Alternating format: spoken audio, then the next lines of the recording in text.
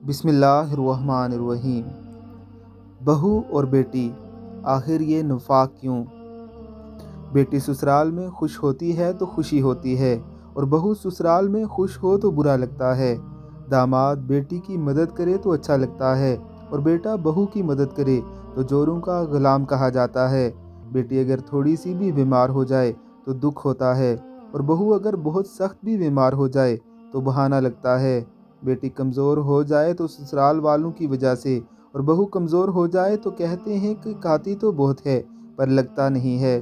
بیٹی کو سسرال میں اکیلے کام کرنا پڑے تو برا لگتا ہے کہ میری بیٹی تھک جائے گی، اور بہو سارا دن اکیلے کام کرے پھر بھی بہو کام چور کہلاتی ہے۔ بیٹی کی ساس اور نند کام نہ کرے تو غصہ آتا ہے، اور اپنے گھر میں بہو کا اکیلا کام کرنا ہی صحیح لگتا ہے۔ بیٹی کی سسرال والے تانے دیں تو برا لگتا ہے، اور خود بہو کے میکے والوں کو تانے دیے جائیں تو قطعاً کوئی حرج نہیں۔ محترم احباب، کیا یہ کھلی منافقت نہیں؟ ہم لوگ یہ کیوں بھول جاتے ہیں کہ بہو بھی کسی کی بیٹی ہے؟ وہ بھی اپنے والدین، بھائی بہن، شہر اور سہیلیاں وغیرہ چھوڑ کر آپ کے یہاں زندگی کی شروعات کرنے آئی ہے۔